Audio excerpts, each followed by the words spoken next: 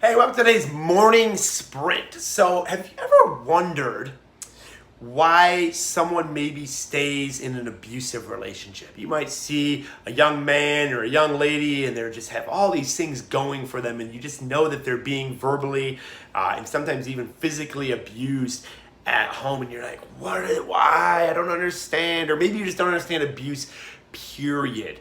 Well, here's the thing. People are only going to allow the level of disrespect for others that they have from that they give to themselves. Let me repeat that.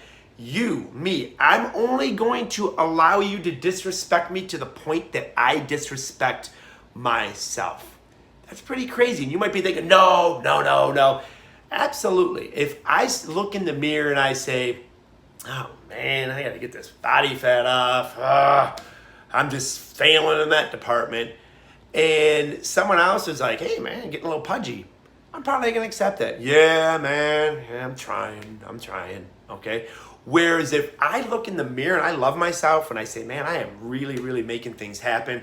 I'm getting things going spiritually. I'm getting things going intellectually, emotionally, physically. I'm gonna get that rocking and rolling. And someone else says that, I'm gonna say, it's not about getting in fights. It's not about you disrespected me. No, I'm gonna say I don't accept that. I'm actually really growing in my physicality, and I'm gonna realize it's about them. Why would they prompt that? Okay? Why would they prompt that? And that goes back to them. And I'm not gonna hang around with that person. Okay? That is because I don't disrespect myself that way. I'm not gonna hang around with those people that mirror that respect. So again, this isn't about like go start fights and you must respect me.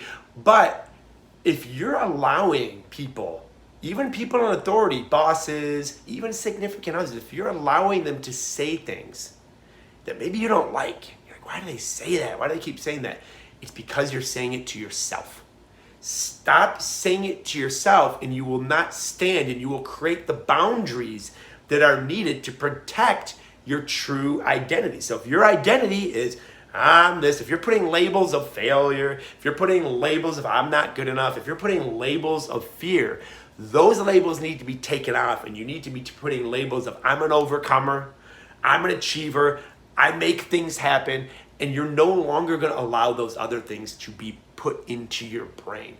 So the next time you hear something that you don't like, ask yourself, why did I let that in? And am I telling myself that same thing?